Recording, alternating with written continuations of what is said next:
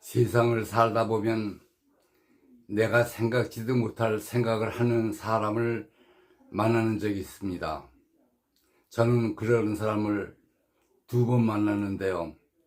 첫 번째는 서울대학교 장례식장을 갔는데 그 입구에 그 돈 받는 데가 있잖아요. 거기에서 그 꽃을 이제 갖다 화환들을 만들잖아요. 그때는 그걸 생화를 만들었습니다. 생화를 만들어서 갖다 하면은 놓고 또 그걸 나중에 뭐 치는 건 나중에 쳤겠죠. 그런데 그거를 거의 다 생화로 해가지고 받았어요. 지금은 겨울이라 그런지 그것도 인조로 만들어가지고 인조꽃을 하더라고요. 근데 그 입구에서 돈을 받으시는 분이 아예 그걸 안 받는 거예요. 생화로.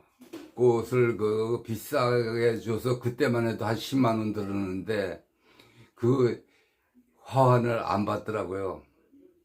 그러니까 뭐 장례식장이고 결혼식장이고 그런 거 많이 옛날에 했어요.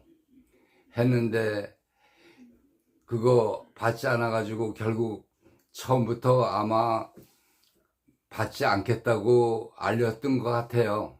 그러니까 차들이 와서 뭐 하면 그냥 다 돌려보내고 안 받아요. 그래서 물어본 것이 왜 그러냐 그러니까요. 그거는 돌아가신 분한테 예의가 아니래요. 그런데 장례식장에서부터는 이제 그래서 그랬지만 혼례식장 있잖아요. 혼례식장에 가면 뭘 합니까? 요새는 가면은 전부 다 그거 받아가지고 진짜 입구에 쫙 늘어놓으면은 그렇잖아요.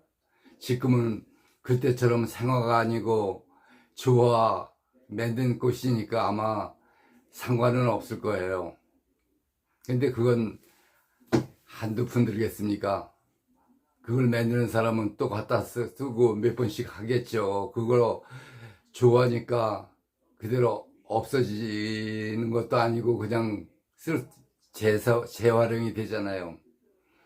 근데 어느 아주머니가 옛날에 제가 택시할 적에 택시 타셨는데 그런 말씀을 하시는 거예요. 자기는 평생 살아오면서 남 돈을 줬지만 그러니까 결혼식도 하고 장례식도 하고 그러면 빈손으로 안 가잖아요. 갖다 주고 그러잖아요. 근데 자기는 자기 아들, 딸 결혼할 적에 한 푼도 안 받았답니다. 그래서 제가 그때 물어본 것이 뭘 물어봤냐면요. 어떻게 그러실 수가 있어요? 장례식장이나 혼례식장이나 돈 갖다 주셨을 거 아니에요. 그러면은 그거 다 상부상조인데 받으시는 것이 정상이 아닙니까? 물어봤더니 그분 말씀이 뭐라 그러시냐면 이런 얘기를 하시는 거예요. 자기는 평생 그렇게 살았고 뭐 거지가 와도 밥 주고 또 힘든 사람 있으면 도와주고 그렇게 살았대요. 그런데 얘기하시는 말씀이 참 인상 깊었던 것이 자기는 자기 돈이 그렇게 생기고 그러지만 평생 돈 걱정을 안 하고 사셨대요. 그러니까 돈이 물론 살아가는 데도 필요하고 남에게도 필요하고 굉장히 중요한 거 아니에요.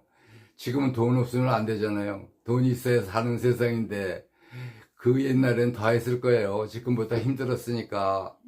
근데 그분 말씀은 무슨 얘기를 하시냐면은 자기는 평생 돈 걱정 안 하고 살았으니까 내가 남이 돈을 놔줘도 나는 돈 별로 그렇게 탐하지 않는데요. 얼마나 행복한 분이에요. 평생 주고 사시고 남 주고 살고 받지 않아도 살 수 있는 생활을 하셨다는 거는 복을 타고 나신 거죠. 그런 사람이 밀 사람이 있겠어요. 근데 사는 곳이 전부 다 상부상조 아니에요. 근데 그분은 평생을 갖다가 자기는 진짜 누구에게 신세 안 지고 그렇게 사셨다는 얘기를 하시더라고요. 참 부러웠습니다. 평생을 그런 인생을 사신다는 분은 얼마나 행복해요. 그리고 거지건 또 가난한 사람이건 많이 도와주고 사셨다고 그러는데 참 속을 놀랐습니다. 세상에 저렇게 사시는 분도 있고 또 이렇게 저처럼 힘들게 사는 사람도 있고요. 근데 그 사람은 상당히 부러워했는데 지금 나이를 먹으니까 그 사람 심정을 알 것 같아요. 저도 뭘 생기면은 그때같이 못 살질 않으니까 그래서 밥은 먹고 사니까 남 돕고 사는 것이 나를 돕는 거고 내 자식의 미래를 돕는 거라고 생각해요. 사실 어제 결혼식장 가서 놀란 거예요. 친척끼리 다 모이는데 연세 많으신 분은 패백 받으실 분은 별로 그 나이 대는 안 왔어요. 그리고 또 놀란 것이 뭐냐면은 거기서 그 안 오니까 난 궁금하잖아요. 뭐 사촌도 그렇고 육촌도 그렇고 이렇게 친척분들이 옛날에는 많이 모이시는 데 가면은 서로 인사하고 애들 데려오고 또 애들도 오고 뭐 우리 둘째다 셋째다 뭐 인사도 하고 그러잖아요. 그런 애들이 없어요. 애들이 없고 그런 애들 데리고 오는 분은 없어요. 그리고 또 한 가지 놀란 것은 너무나 화려해요. 진짜로 화려하게 했더라고요. 그냥 그 입구에도 그거겠지만 그냥 쫙 늘어서 있고요. 그 안에 가서 결혼식 하는 거 보면요. 완전히 배우가 된 거예요. 그냥 사진 찍는데 이것저것 다 찍고 별사진 다 찍더라고요. 근데 제가 생각하기는 거기 연세 있으신 분은 별로 없어요. 그리고 애들도 없어요. 그리고 이제 돈 주러 오는 사람만 있죠. 돈 주러 오는 사람들이 돈 내고 그런 거 보면서 느낀 게 세상이 변하는 거는 나이 먹으면 못 변하는, 그걸 따라가기 힘들다 생각했어요. 물론 돈을 받고 돈을 주는 거는 그게 나쁘다고 생각하지 않아요. 왜냐하면 서로 주고받고 하는 건 세상 아니에요. 근데 어떤 사람은 복이 많아가지고 평생 주고 돈 곧 필요 없다고 그런 사람도 있고 또 어떤 사람은 거기 초대도 못 받는 사람이 많잖아요.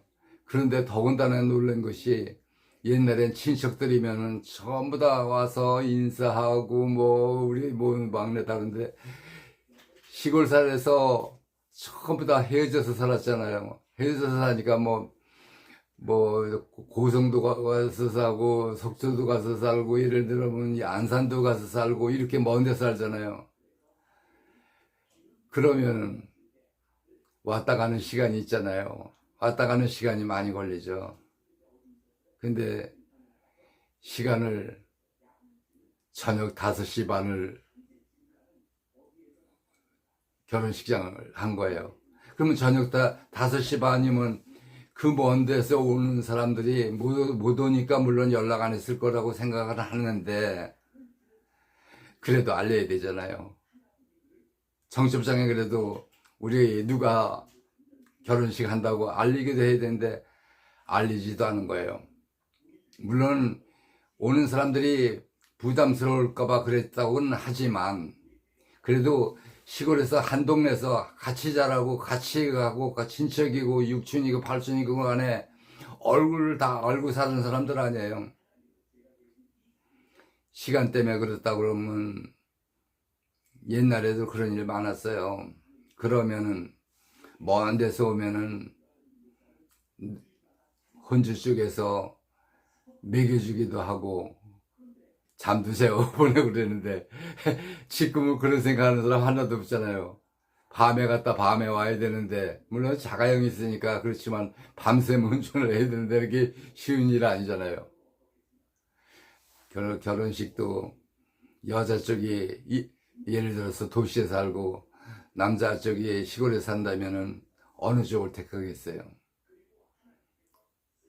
사실 부주 많이 받을 수 있는 쪽을 하지만 연락을 했으면은 그 연락을 받은 사람이 그냥 지나가겠습니까?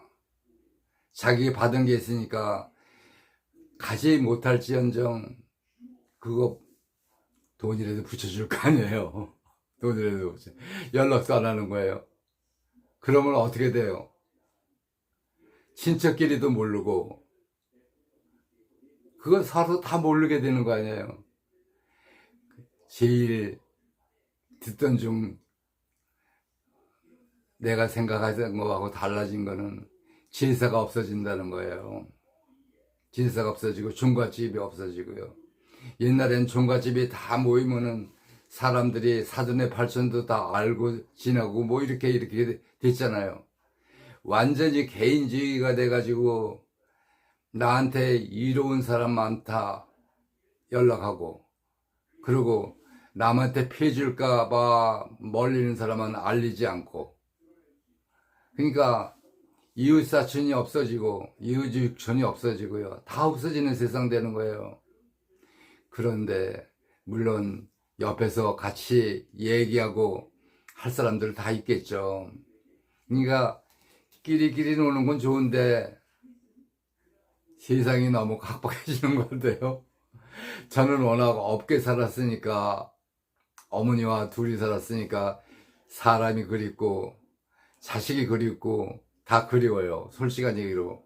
그리고 자식들한테도 잘해주고 싶고 또 집사람한테도 잘해주고 싶지만 없어서 못해주는 거죠. 죽어 사는 게 좋다고 생각하는 거예요. 근데 요새는 그게 아니더라고요. 자기한테 이익이 될 사람한테는 잘해야 된다고 생각하고, 자기한테 거칠 겉만 보이고 속이 다른 사람하고는 상대도 안 하고 친척도 없이 그렇게 사는 거예요. 그런데 문제가 되는 거예요. 뭐가 문제가 되냐면요, 나이를 먹으면은 옆에 사람이 다 사라져요. 말할 사람이 없습니다. 그러니까 지금 내가 그걸 느껴요. 어디 가서나 얘기하면은 아들, 딸도 집사람도 입 딱 다물고 있으랍니다. 그게 정상이래요. 근데 나이를 먹어서 옆에 사람 다 없어지면은 제일 중요한 사람이 누구겠어요? 제일 옆에서 사는 집사람이 제일 중요한 거고, 그 다음에 자식 아니에요. 근데 친척 아니에요. 옛날에는 울타리라는 것이 가족이라는 울타리가 있었고, 그 다음에 또 무슨 울타리가 있어요? 친척이라는 울타리가 있었잖아요. 그것도 또 그 다음에 또 뭐 있어요? 국가라는 울타리가 있었어요. 근데 울타리가 전부 다 없어지고 혼자 남는 거예요, 혼자. 그러면 그게 정신적으로 안정이 되겠습니까? 친척이 없고 이웃이 없고 나 혼자 산다는 거, 나이 먹으면 절실하게 느낍니다. 말할 사람이 없던 거, 말할 사람을 웃고 같이 속 털어놓고 얘기할 수 없다는 거, 그거 쉬운 일 아니에요. 그러니까 어떻게 해요? 말할 사람도 없고 입 다물 살고 눈 감고 입 다물고 입 먹는 것도 그렇고 보는 것도 그렇고 듣는 것도 그렇고, 그게 다 막히고 나면은 사람은 제일 많이 오는 게 치매밖에 다른 게 없을 것 같아요. 옛날에는 치매를 걸렸어도 집안에서 다 봐줬잖아요. 지금은 그게 쉽지 않아요.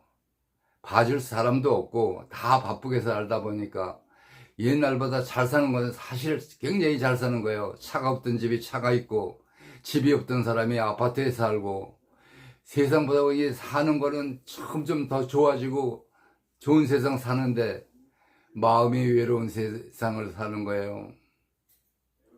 그걸 극복할 수 있다는 건 자기 마음을 단단히 먹어야 되는데 그게 쉽지가 않습니다. 어떨 때는 이런 생각 저런 생각하면 옛날 생각도 많이 나요. 노인네가 돼서 그런가 보죠. 얘기를 하다 보면 이렇게 기침도 나요. 근데 이게 참 건강도 그래요.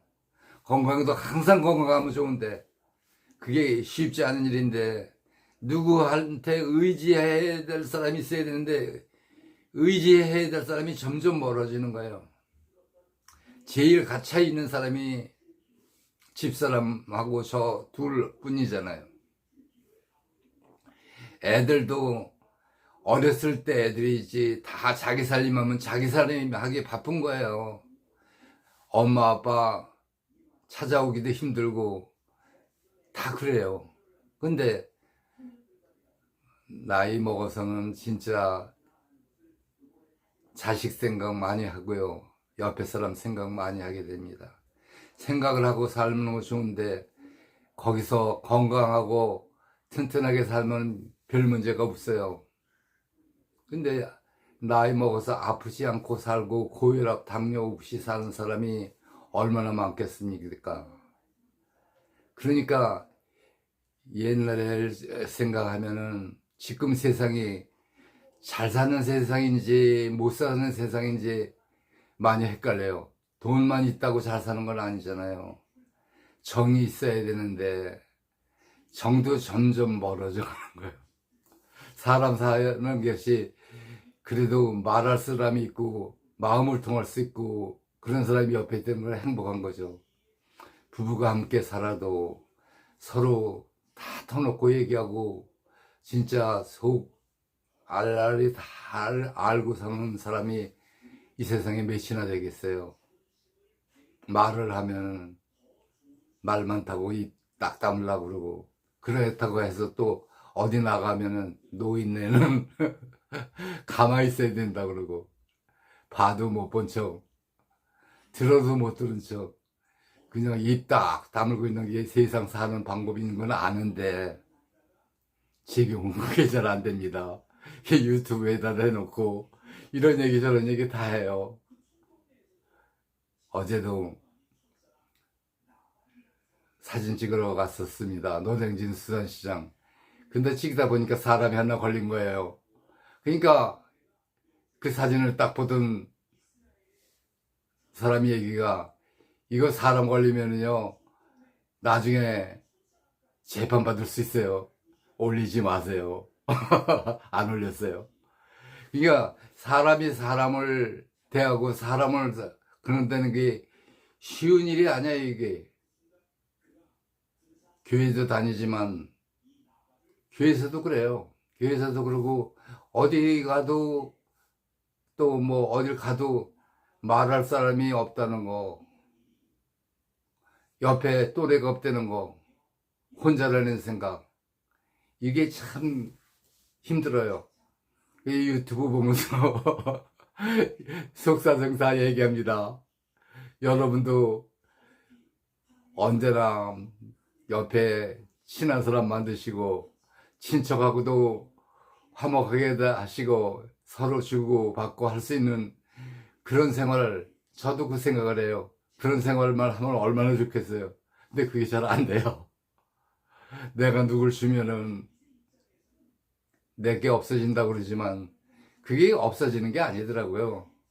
내가 선물을 하면은 또 그게 와요. 그리고 옛날에는 나는 받기만 하고 못 준 사람도 많아요. 사실은. 그때는 그게 정상이었어요. 잘 사는 사람이 못 사는 사람 주고 그렇게 하는 거. 그거 정상이었었는데 특히 잊어버리지 않는 건 고등학교 때 박흥복이라는 친구가 있었는데 이 친구는 딱 끝나고 나면은 빵집 데려가는 거예요. 따끈따끈한 찐빵이잖아요. 찐빵 사서 먹고. 그땐 고아원에 있을 텐데 신문 배달하고 한 달에 한 번씩은 그 돈을 줬어요. 거기 배달하니까 고아원에서도 신문 배달하면 얼마 주고 그랬어요. 그럼 그거 가지고 와서 한 달에 한 번 살까 말까 했는데 걔는 그냥 매일 가다 싶으면 아버지가 몫을 하는데 돈을 잘 벌어서 아들한테 돈을 많이 줬나 봐요. 그 가서 그걸 하던가. 그 친구 지금도 박흥복이 생각합니다. 근데 나도 내가 받지 못하는 자리라도 그거 줄 수가 있다면 좋은데 지금은 말하는 사람이 없어서 줄 수 있는 사람 만나는 것도 힘들고 누굴 많이 준다거나 그러면은 눈치 보여요. 눈치 보여. 이게 사람이 사는 게 다 그렇습니다. 눈치를 보고 사는 것이 이 세상 사는 걸로 생각합니다.